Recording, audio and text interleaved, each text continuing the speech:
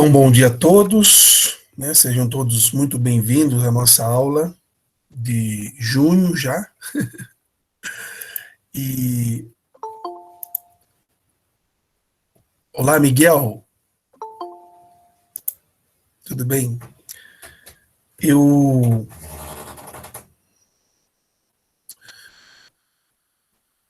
comunicar a vocês então que nós estamos iniciando um mês que a gente volta a fazer leitura, né? Mas sempre tem leitura, professor. Mas aí é uma obra, né? Se a gente lembrar lá o primeiro bimestre, houve a gravação, houve a divulgação, houve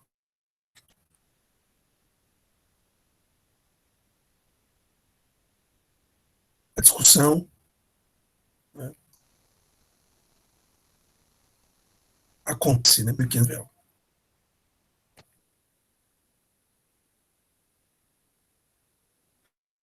E a gente, com esse texto, a gente introduziu a Maquiavel vai propor que a política das circunstâncias, uma política das circunstâncias, né? E hoje eu estava assistindo aqui, só um minuto, umas garotas fazendo uma apresentação tanto da vida, da obra, do contexto histórico do autor que nós vamos estudar nesse segundo bimestre, chamado Thomas Hobbes, né? E se vocês pesquisarem Thomas Hobbes, né, tanto no que diz respeito aos escritos, textos que estiverem na internet, como vídeos no YouTube, a maioria dos intérpretes, bom dia, bom dia quem chegou, Regina, e demais colegas, as pessoas vão indicar a sua teoria política no sentido do pacto, do contrato social, né? Então você tem, por exemplo, ali um Maquiavel, uma interpretação do homem, né, que não é tão, ele não é dado tanto a um sentimento de gratidão. O homem é ingrato por natureza. De certa forma, Maquiavel tem um olhar pessimista sobre o ser humano. O Hobbes vai aprofundar esse estado de natureza, na verdade, o que é o ser humano na sua natureza. O ser humano na sua natureza é exatamente, o ser humano na sua natureza é exatamente alguém que, que, que tem um grande desejo de resguardar, né, de guardar-se como propriedade o seu corpo, as suas ideias, e nisso ele enxerga o outro como uma, um instinto natural, enxerga o outro como um competidor. E, para tanto, o outro, na medida, assim como uma interpretação maquiavélica do outro, se ele puder me fazer mal, fará. Então, o homem é lobo do homem, é uma frase que ele utiliza, atribuída a ele, mas é anterior a Thomas Hobbes ali no século XVI. Então, no que diz respeito a um pouco da vida e da obra, não vou tratar aqui, vou direto para a obra, e aí eu disponho para vocês, porque é interessante, né? Esse vídeo das alunas, né? É um vídeo que tem 30 minutos, e aqueles que puderem, eu recomendo assistirem, porque trata, então, da vida, da obra e do contexto histórico em que Hobbes escreve. Eu vou partir hoje, e na próxima aula, diretamente para a obra, né, e vou colocá-la depois para a disposição de vocês. Quando vocês olharem para a obra e verem lá mais de 200 páginas, não fiquem desesperados, né? O príncipe também era O Príncipe era menor, né? Eram 26 capítulos, e nós fomos explicando, né? Vocês fizeram um trabalho sobre o capítulo 21, não sei se vocês lembram, mas o Hobbes, ele tem dentro da obra chamado Leviatã. Começa pelo nome, né? O nome Leviatã significa um animal, um monstro, uma espécie de monstro marinho, junto com o Bermonte, dentro do livro de Jó. E ele representa o mal, representa. Então, o texto, ou as figuras, melhor dizendo, a imagética do Leviatã na composição textual de Hobbes vai nos auxiliar a perceber que quando você aproxima da imagem, da figura do próprio Hobbes, que está a imitar, deve ter algum correspondente, viu, Felipe? O Leviatã, ele pode ter algum correspondente, que agora, assim, de imediato, não saberia dizer. Mas a sua mais famosa aparição é no livro do Jó, ou seja, na concepção hebraica, né, do mal estar presente dentro dos mares. Então, quando você aproxima a imagem do Leviatã, você vê que o corpo do Leviatã é feito pelos cidadãos. Inclusive, o Hobbes tem um texto, The Civ, dos cidadãos, tem um texto sobre o corpo, né? E nós, na medida do possível, vocês acessem, então, esse link que vai estar no Google Sala de Aula, para saber um pouco da vida e da obra, né? Para que a gente entenda com quem que a gente está lidando e qual é o contexto histórico, né? Nós estamos num contexto de pura monarquia ainda, né? O Hobbes está na Inglaterra e ele convive, teoricamente, com Francis Bacon, né, sobre os ídolos, ele convive com Galileu, ele convive no tempo histórico, né, com alguns reis, com o nascimento da igreja anglicana. Então, isso é importante que a gente saiba para fazer uma leitura de fundo. Como eu dizia, se, né, o texto do Leviatã, ele às vezes só é interpretado pelo viés do contrato social, do homem mau, né, que tem que fazer o contrato para que o outro homem não invada as suas coisas, não tome as suas coisas. Mas o Leviatã é muito mais que isso. O Leviatã é um livro dividido em 4 partes. O Leviatã tem 4 partes. No primeiro momento, o Thomas Hobbes ele vai definir uma teoria do conhecimento. E o que significa isso? Significa que o Hobbes vai dizer que, na concepção dele, como que o homem conhece as coisas. E é muito raro você encontrar um texto, um vídeo, com alguém explicando Hobbes sobre essa ótica, né? Qual é a ótica que Hobbes, né? Então, só para a gente contextualizar rapidamente, o século XVI, ou a modernidade, ela se abre com 2 grandes escolas, né? Se assim a gente pode chamar: a escola racionalista, que tem como primazia o Descartes, estudado lá no primeiro bimestre. Penso, logo existo, é um racionalista, alguém que admite o conhecimento através da razão. A razão é primária.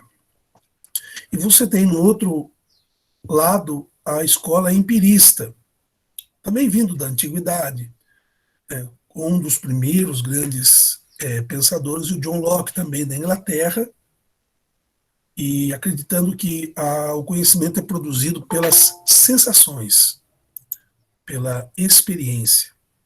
Então, em que grupo Thomas Hobbes vai se encaixar? Obviamente, por estar na Inglaterra, a gente já tende a pensar, e estaremos certos, se ele vai concordar com as questões da experiência, das sensações, né? Mas em que grau fica a razão nesse texto? Então, a primeira parte do livro de Thomas Hobbes é sobre uma teoria do conhecimento.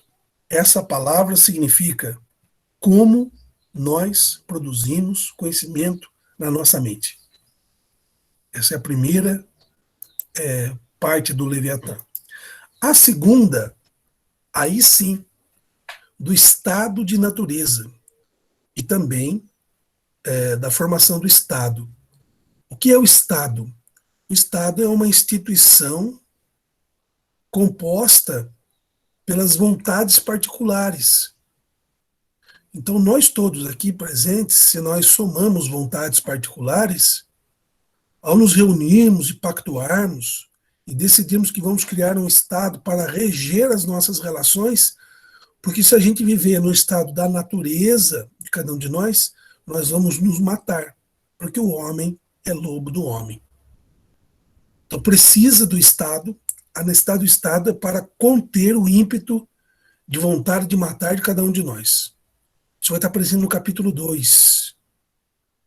No capítulo 3, na terceira parte da obra, o Thomas Hobbes ele vai chegar a concluir que o Estado civil, né, ele tem um texto chamado De Cive, pode imitar o Estado cristão e até mesmo o monarca pode ter em suas mãos os dois poderes, assim como muito tempo, né, já disse a vocês, o príncipe romano, né, o Papa, obtinha, né, o poder temporal e o poder espiritual.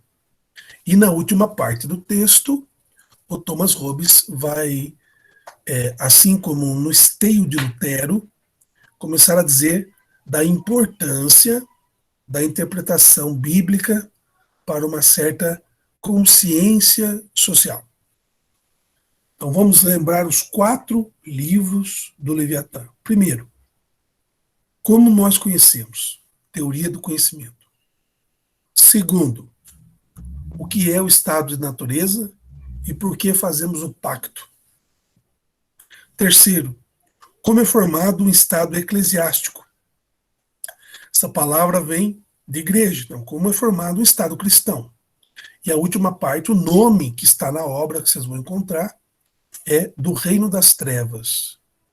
O reino das trevas se estabelece a partir do momento em que a Bíblia ela é interpretada incorretamente ou somente haja um pequeno grupo que monopoliza né, essa interpretação da Bíblia. Então vamos à obra. Então fica a recomendação de que vocês, primeiro, junto com o material do Thomas Hobbes, né, dando uma olhada meio no geral. Segundo, que assistam o vídeo. Eu vou procurar saber exatamente quem são essas alunas que fizeram um excelente trabalho sobre a biografia, né, vida e obra e contexto histórico do pensamento de Thomas Hobbes. É uma linguagem muito próxima para vocês, linguagem de jovem. E se vocês quiserem assistir ou ler alguma coisa sobre o Leviatã, entender que o Leviatã não é somente uma obra que trata de política, de Estado, política, de estado de natureza e motivação para o contrato. O Leviatã tem 4 tópicos e nós queremos apresentá-los aqui de maneira sucinta, mas ao mesmo tempo dizer que existe. Né? O texto que eu vou utilizar tem como título total Leviatã, matéria e forma e poder de um estado eclesiástico e civil, do autor Thomas Hobbes de Malmesbury. Na primeira parte, o Hobbes vai chamar do homem, ou seja, como o homem conhece. A segunda parte, do Estado, como o Estado é composto. Na terceira parte, como já dito, do Estado cristão. E, por fim, na quarta parte, do Reino das Trevas. Né? O texto ele é dedicado por Hobbes ao seu muito estimado amigo, o Sr. Francis de Godolphin, e seu irmão, o Sr. Sidney Godolphin, quando ainda era vivo, no dia entre os dias 15 e 25 de abril de 1651. O Hobbes ele nasce em 1588. O primeiro tópico, para vocês terem uma ideia, qual a importância das sensações? Cada um de vocês agora. A sensação é você sentir as coisas. Mão, né, sensação no rosto, o vento na pele, né, tocar nas coisas. O Hobbes ele vai estudar o ser humano nesse aspecto.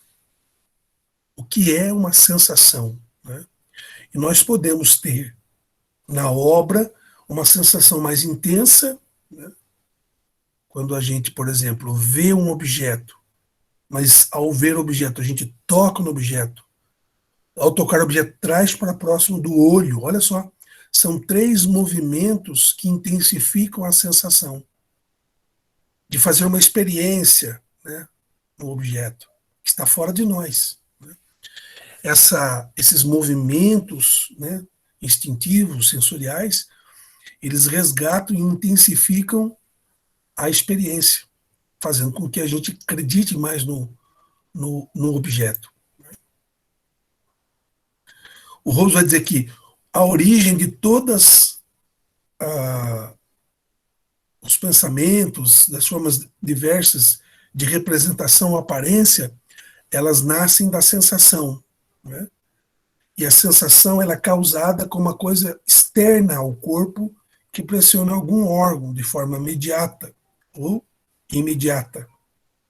Né?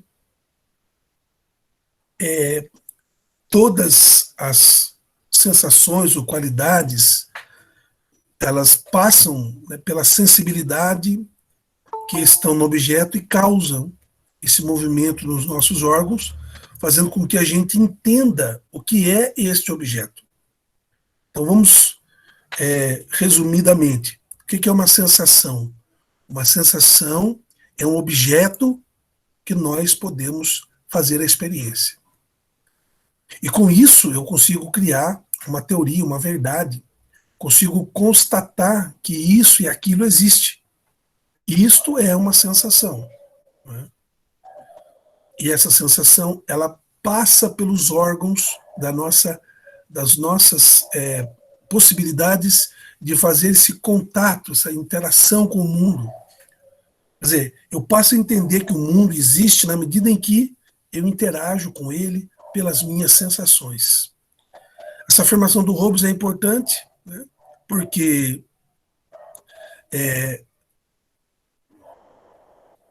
ele vai dizer que em todas as universidades da cristandade, ou seja, da Idade Média, baseadas em Aristóteles, ensinam outra doutrina, dizem, a respeito da causa da visão, que a coisa vista envia em todas as direções uma espécie visível, ou traduzindo, uma exibição, uma aparição, ou aspecto visível, ou um ser visto, cuja recepção nos olhos é a visão. Quer dizer, o Hobbes ele vai se posicionar contra Aristóteles, não só na teoria do conhecimento, mas na teoria também do Estado. Para a gente lembrar do primeiro ano, a teoria do Estado de Aristóteles é quando que toda a comunidade vive em busca do bem comum para criar uma sensação de felicidade ao interno da cidade. Isso é a felicidade. O Hobbes ele não vai ser tão solidário no sentido de pensar que as pessoas precisam se reunir, fazer as coisas juntas para conquistar ou construir uma situação de uma sensação, né, apaziguada na comunidade. Na verdade, cada um busca o seu telos, né, a sua finalidade, no sentido de uma realização individual e não coletiva, como sugeria Aristóteles. Então, Hobbes vai negar também Aristóteles na teoria do conhecimento. Quer dizer, as coisas não existem e nós existimos e nós constatamos a existência das coisas. Nós constatamos a existência das coisas. Depois a gente pode dizer que as coisas existem. Entre aspas, é isso que ele está dizendo. O Hobbes vai falar da imaginação. Né? O que é a imaginação? A imaginação ela é nada mais do que uma sensação diminuída. Então, você imaginar um objeto, você consegue imaginar se você já teve um contato com o objeto. Vocês concordam? Não dá para imaginar uma coisa que você não teve contato. Essa é a teoria. A sensação é o contato. Quando eu tenho contato com algum objeto, eu nomenclaturo o objeto, cor, forma, depende da sensação, cheiro. Mas se eu não tenho contato, eu não consigo imaginar. Então, de certa forma, está dizendo que aquilo que não é imaginado não existe, obviamente. E aquilo que é imaginado, sem o objeto na proximidade, é, na verdade, uma constatação de uma sensação fraca. Textualmente, né, de modo textual, ele vai dizer que é uma sensação diminuída. Então ele vai falar assim, ó, abro aspas, as imaginações daqueles que se encontram adormecidas ou adormecidos, eu denomino sonhos. Então o que são sonhos? Olha só, né? No terceiro ano, faço um estudo com o Sigmund Freud, da interpretação dos sonhos, no terceiro bimestre, e para Freud, todo sonho tem uma conotação sexual. Agora, para Thomas Hobbes, quando ele diz que as imaginações dos adormecidos são sonhos, ele está dizendo que o sonho só é possível pela sensação da vigília, de quando você estava acordado. Não existe sonho com matéria. Então, mas como ficam os sonhos onde as coisas são um pouco sem pé e nem cabeça? Seria interessante ouvir o Thomas Hobbes ele explicando, né, qual seria a sua teoria dos sonhos, nos sonhos em que as sensações trazem elementos não, conflituosos, né? Uma sensação de cair, sendo que não se caiu. Você sabe o que é cair, às vezes até caiu, mas não na sensação do sonho, onde a sensação é mais intensa. Cair profundamente e nunca parar de cair, por exemplo. Seria interessante ouvir o Hobbes, o que ele falaria sobre isso, né? Bem, na sequência, Hobbes fala de uma cadência, né, e de uma cadeia de imaginações. Né? Ele diz assim: às vezes o homem deseja conhecer o acontecimento de uma ação, e então pensa em alguma ação semelhante no passado, e os acontecimentos delas um após os outros, supondo que acontecimentos semelhantes se devem seguir a ações semelhantes. Né? Então, assim, essa dedução lógica, né, dos acontecimentos nem sempre são constatáveis. Então, a obviedade da lógica da cadeia de imaginações não é tão simples assim, ok?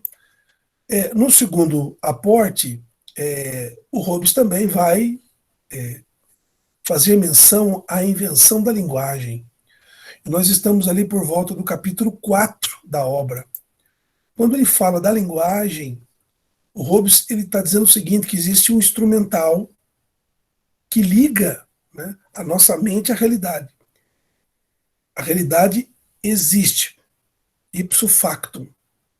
A nossa mente, ela existe na medida em que conhece a realidade.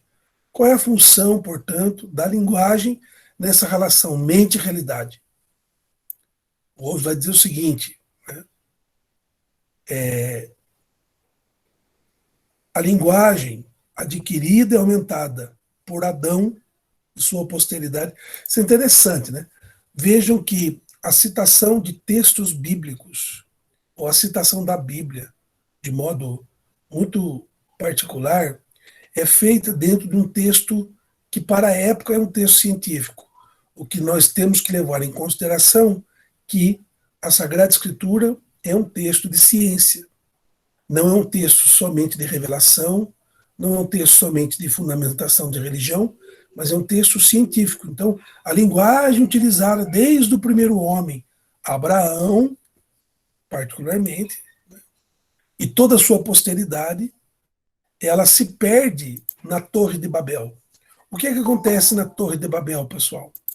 A Torre de Babel é uma torre que a intenção, né, lá em Gênesis 11, era construir uma torre que chegasse até os céus. E por que essa torre não consegue dar conta? Porque exatamente a linguagem entre os habitantes da torre, elas, a um certo momento, elas não têm informacionalidade, nem descritividade e nem emotividade.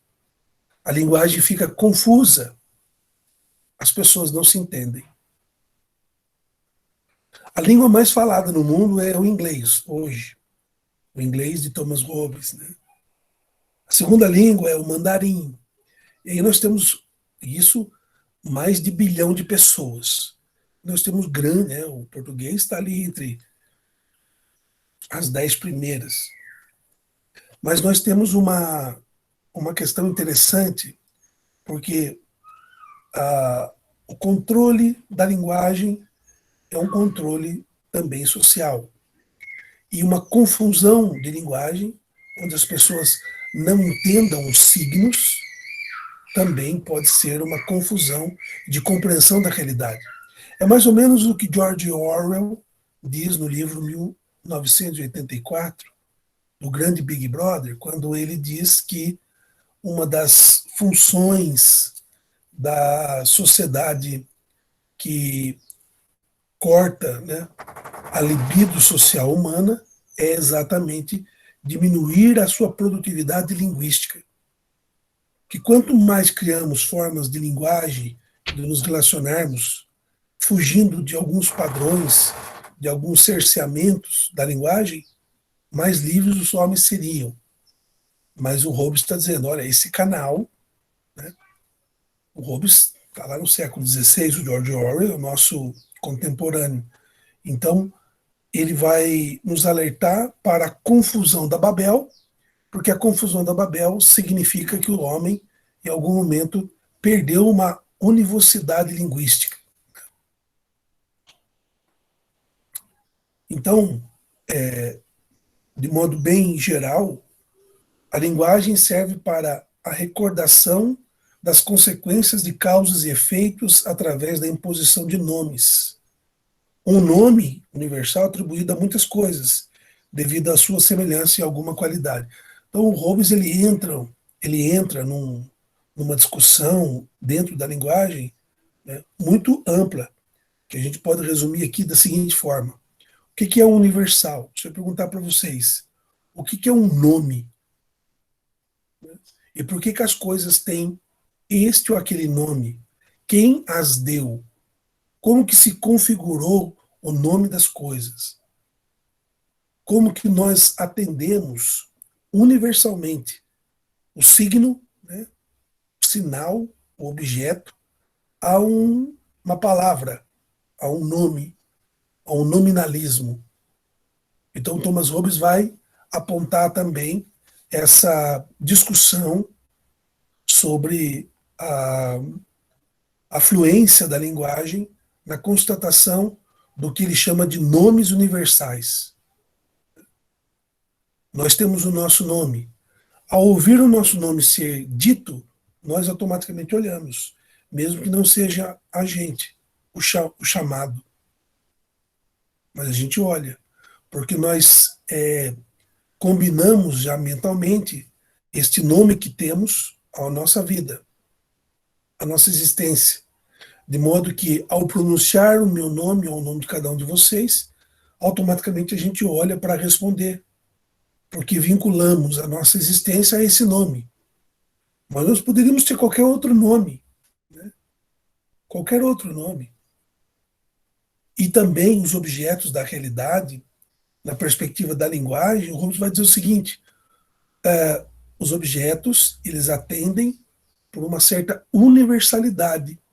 Né? Por que este objeto tem este nome, aquele objeto tem outro nome? É uma espécie, né? Ele já antecipa uma espécie de contrato entre os seres humanos ao longo dos séculos e dentro de um mundo extremamente extenso e sem contato, as pessoas acabaram definindo os signos, os semions, a linguagem com os objetos, né? Com as coisas, res em latim. Né? Muito bem. O Hobbes, na sequência, ele vai dizer o seguinte: quando alguém raciocina nada mais faz do que conceber uma soma total a partir da adição de parcelas ou conceber um resto a partir da subtração de uma soma por outra. Explico. Como ele não é racionalista, quando você raciocina, você está trazendo na sua mente o que você conhece pela experiência, que você não conhece pela experiência. Então, na verdade, o que é raciocinar? É soma do sabido e do não sabido. É soma daquilo que você já conheceu, né, dos objetos que você conheceu, dos objetos que você ainda não conheceu. Então, você adiciona e subtrai na relação reflexiva. Basicamente é isso. Então, vamos relembrar como que nós conhecemos? Pelas sensações. Sensação é uma intensificação dos órgãos dos sentidos. A sensação, ela pode ser intensa ou ela pode ser um pouco mais fraca, no caso da imaginação, que foi o segundo tópico. A imaginação, ela pode acontecer no sono, ela pode acontecer quando você não tem uma imagem concreta do objeto pensado. Então, a imaginação, né? Já diziam os medievais, né? A imaginação é a louca da casa. Quem já não se pegou pensando, imaginando uma coisa assim muito maluca? Pois não, Miguel? Você levantou a mão, jovem.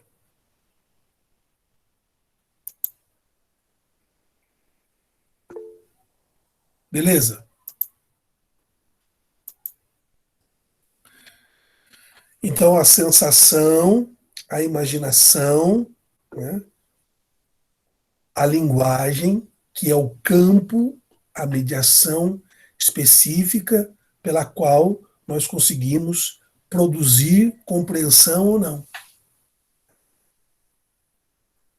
Em algum momento vocês me compreendem mais e outros menos por conta do conteúdo do conhecimento. E isso é extremamente normal.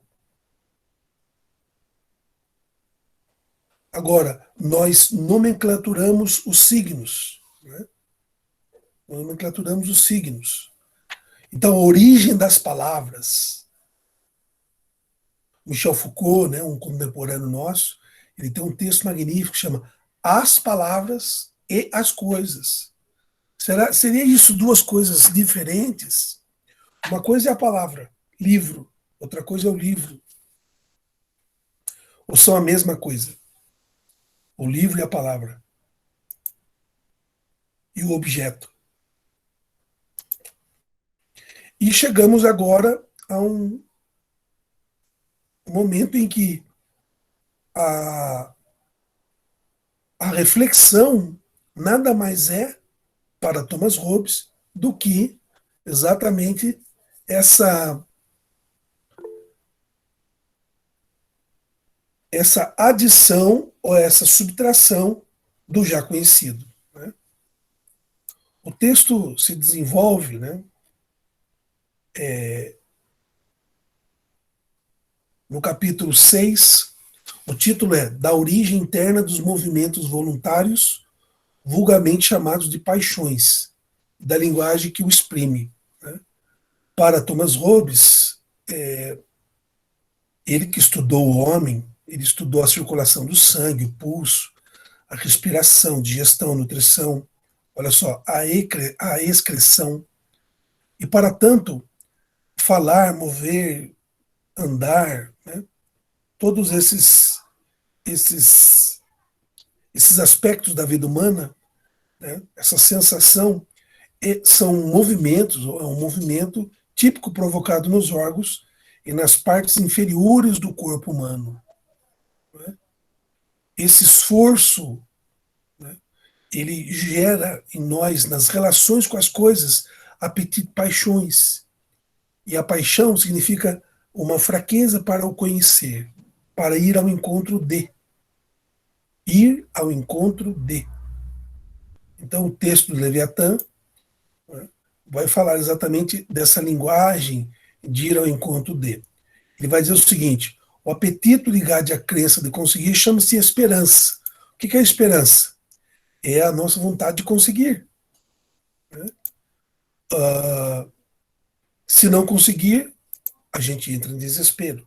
Então, esperança é a paixão de querer conseguir as coisas.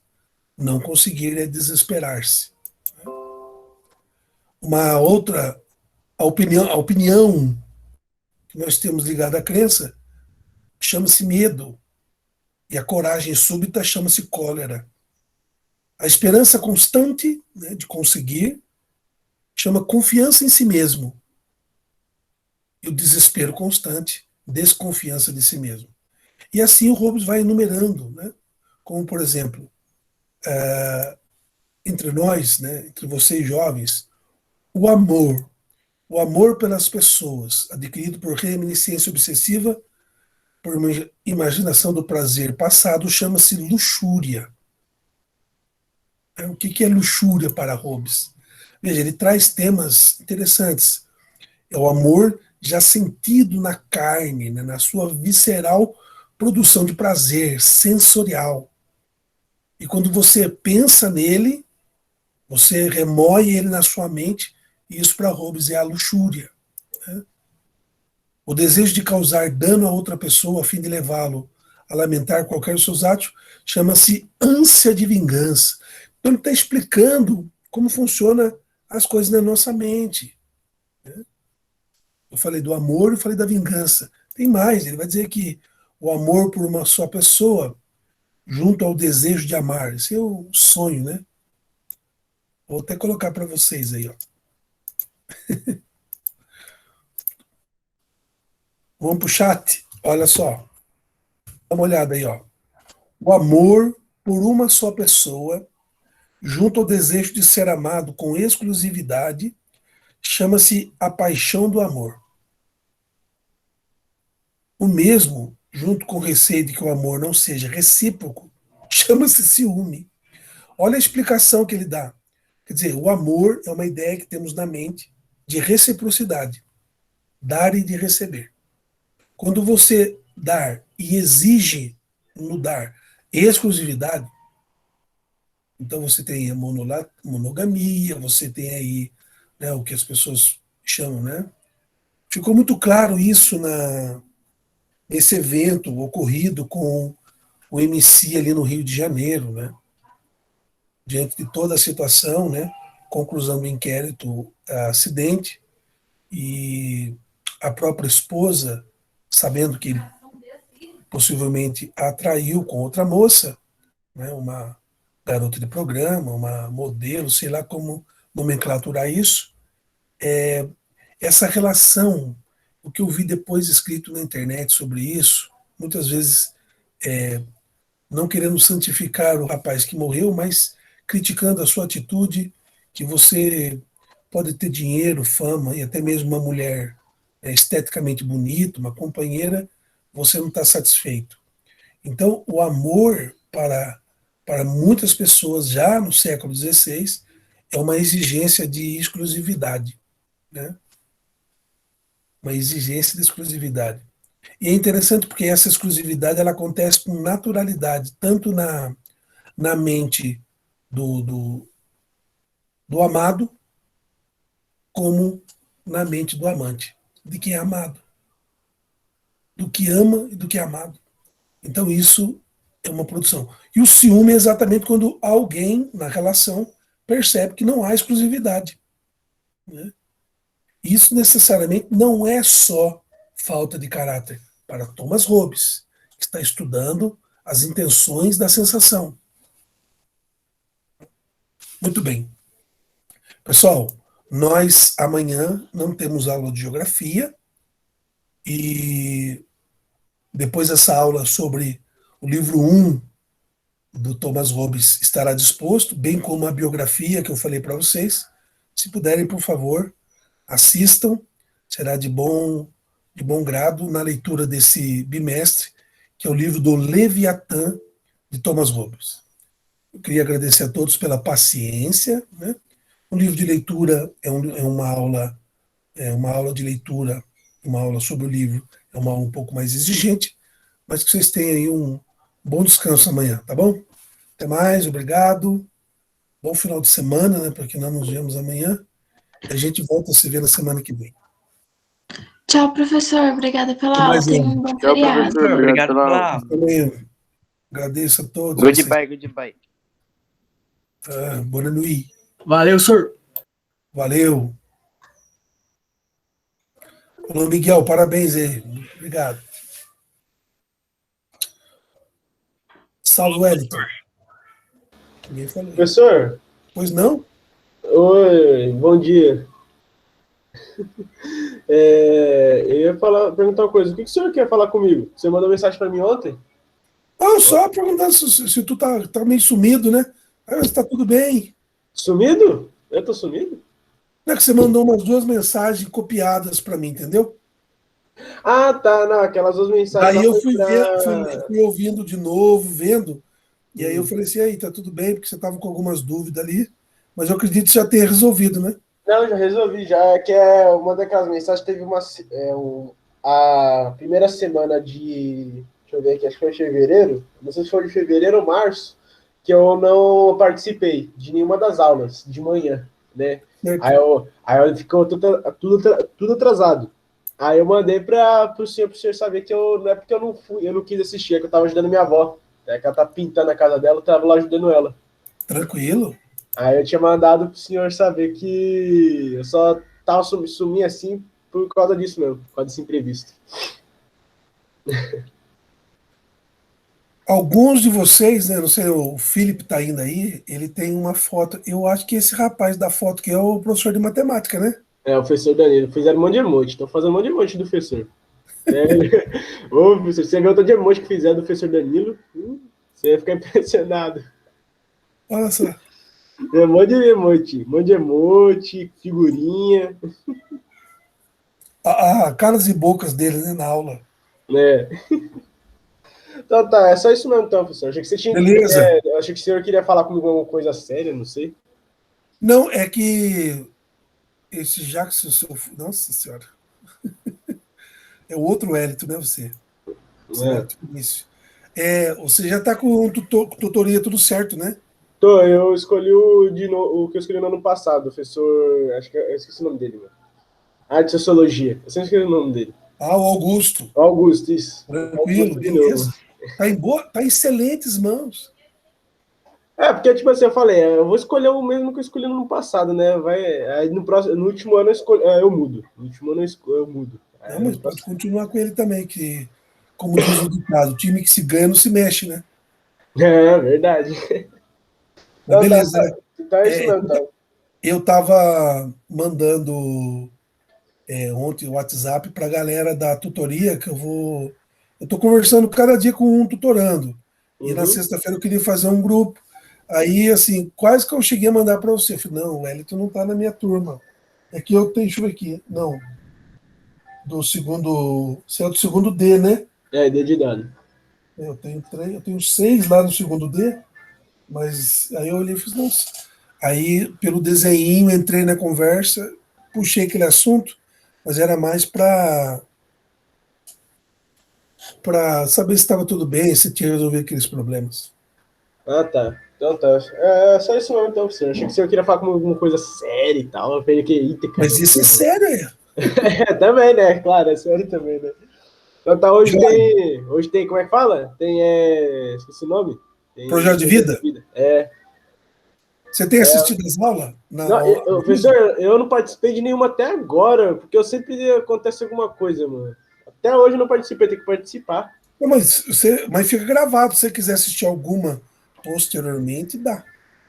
Dá para assistir lá no semestre, fica salvo no mural? No semestre tem a pastinha do segundo ano, e você entra lá nas aulas, tem todas as aulas lá. Tá. Então, mas hoje eu vou participar, hoje eu vou entrar lá, 6 horas eu tô lá. Beleza. Então tá, mas só isso então, professor. Obrigadão. Tem uma ótima semana aí. Amanhã a gente não vai se ver de novo, né? Amanhã é feriado. Pois é, vou dar uma descansada, né? Obrigado, senhor. Tenha uma boa semana, bom final de semana, bom feriado. Como diz os franceses, à toi de meme, a você também. Tá bom, professor. Obrigado, fica com Deus e bom dia. Bom dia, até mais. Eu mantive a gravação, pessoal, conversando um pouco aqui com vocês. Gostaria de dar uma finalizada, né,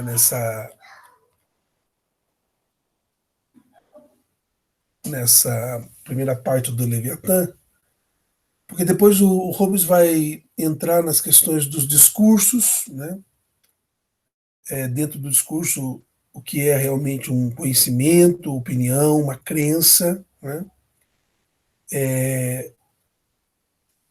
Na sequência, né,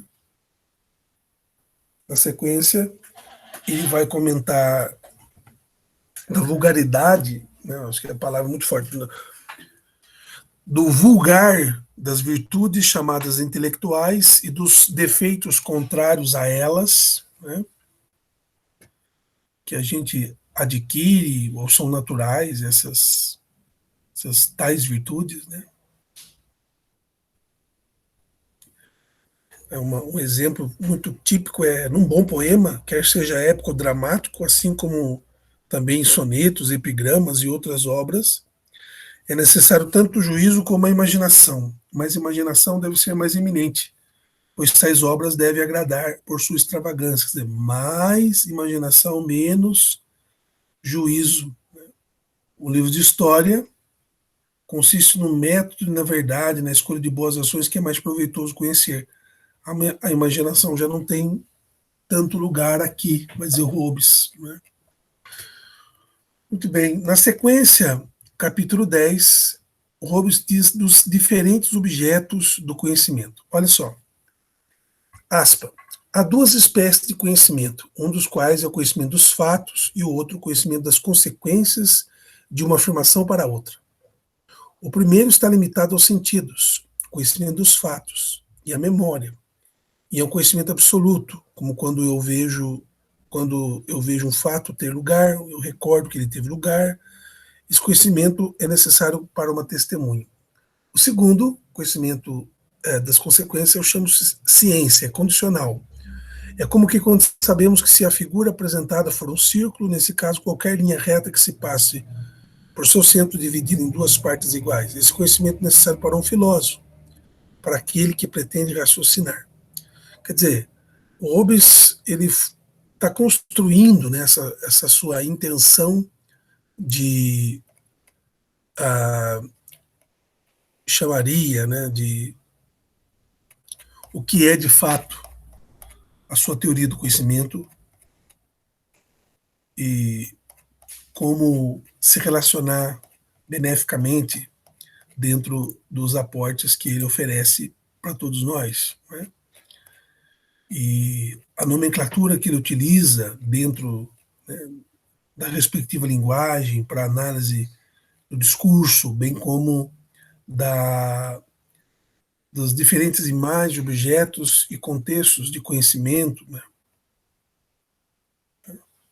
Poder, valor, a dignidade, a honra, o merecimento. Né? O poder, por exemplo, de um homem, para Hobbes, literalmente consiste nos meios de que presentemente dispõe para obter qualquer visível bem futuro. Isso pode ser original e instrumental. Né? Os poderes são compostos por vários homens unidos, né, por consentimento numa só pessoa natural e civil. Então, já entra aqui a temática da monarquia, no capítulo 10. Né? E o Hobbes continua: a reputação do poder é poder, o sucesso é poder, porque traz reputação de sabedoria e de boa sorte. Você veja que a questão da sorte não é abandonada, né? Até mesmo no texto de Maquiavel e nos demais textos que vão falar de sucesso na política. Falar ao outro com consideração, aparecer diante dele com decência e humildade é honrá-lo, como sinal de receio ao ofendê-lo.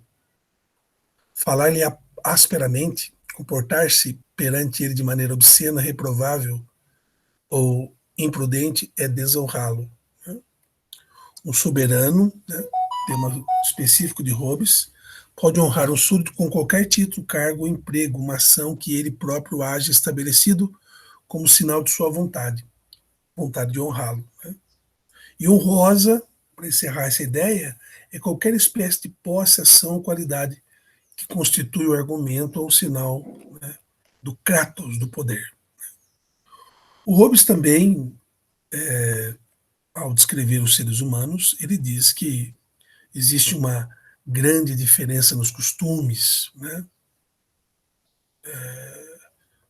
Costumes como decência na conduta. Né? O homem convivendo, né, num sentimento de felicidade como contínuo progresso do desejo de um objeto para o outro e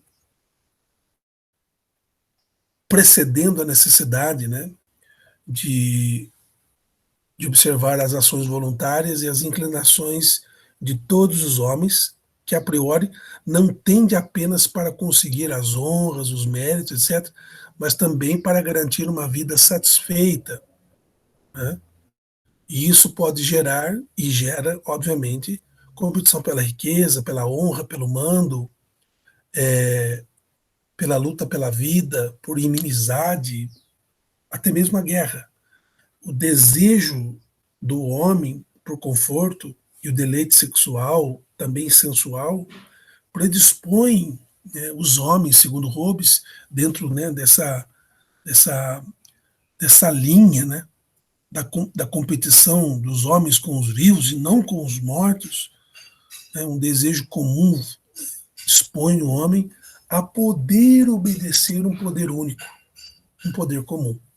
Então, Hobbes já infiltrando a ideia de monarquia novamente. Né? O medo, né, leva o homem a desconfiar da sua própria sutileza, né? Leva os homens vaidosos, né, a julgarem-se valentes, né? Lisonjeia uma alta ou fina capacidade de pensar, às vezes a frugalidade, a pusilanimidade, a eloquência e outras, né, situações, até mesmo a ignorância, ou seja, uma falta específica de entendimento, predispõe o homem também a confiar. Então, a grande sacada do Hobbes, né, ao falar da ignorância, né, das causas remotas atribuídas a eventos imediatos e instrumentais ou até mesmo as causas naturais para fim de credulidade, lança o homem num contexto de ansiedade em relação ao futuro, em relação ao medo, em relação à própria produtividade de conhecimento, porque os homens estão para investigar as causas das coisas e aquilo que não se entende ainda fica como um chafariz de dúvida. Né? E nesse sentido, o Hobbes adentra a questão das religiões, ou da religião. Capítulo 12. É peculiar o homem investigar as causas do evento. Ou seja, perante toda qualquer coisa que tenha tido um começo, pensar também que nesse começo, como consequência, houve uma causa. E enquanto para os animais a única felicidade é o gozo dos alimentos, repouso e prazeres cotidianos, para o ser humano ele precisa entender a produção do antecedente e do consequente. Né? Esses dois motivos, essas situações, né, consiste na origem da ansiedade e também no fortalecimento dos medos humanos.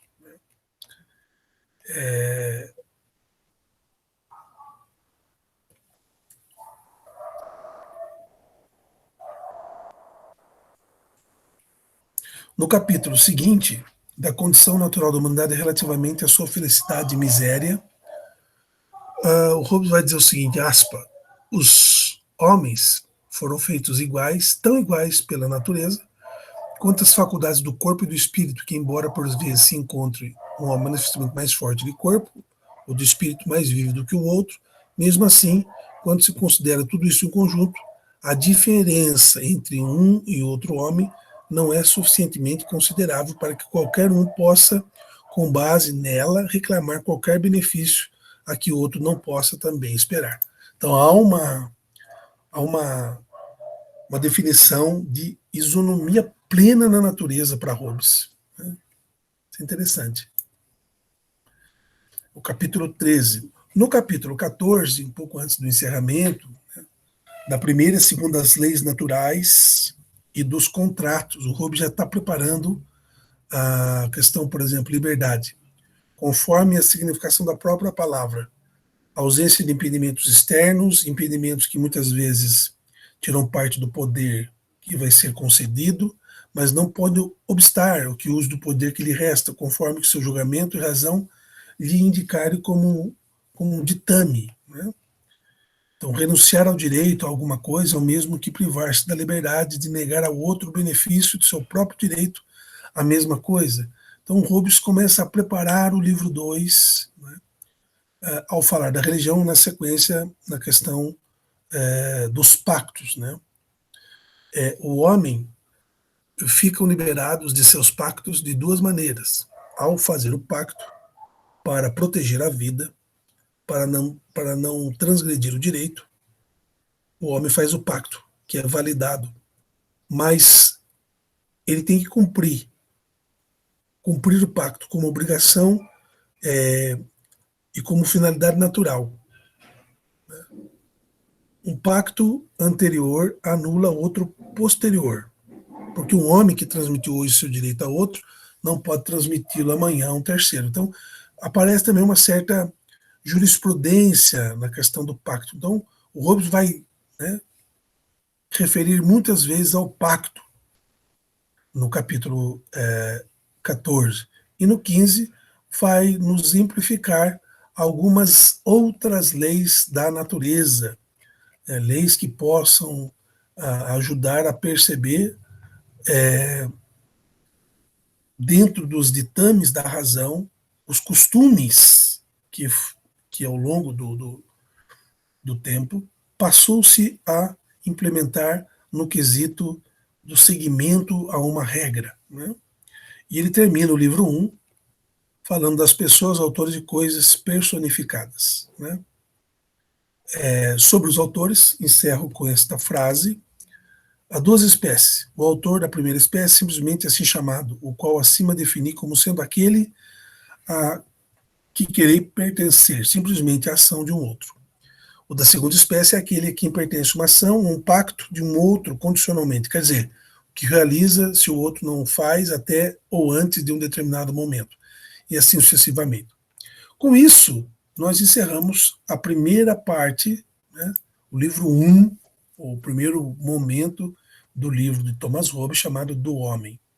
Uma leitura muito generalíssima, né, feita junto com todos os alunos, e concluída agora para dar espaço ao segundo momento, onde se tem mais literatura, até mesmo vídeos e produções, e reflexões e comparações no texto de Thomas Hobbes, no que se refere ao contrato e ao estado da natureza. Né? Mas o primeiro livro é importante, porque trata exatamente do que nós falamos durante aqui todo o tempo, a questão da teoria do conhecimento empirista de Thomas Hobbes de Malmesbury. Obrigado.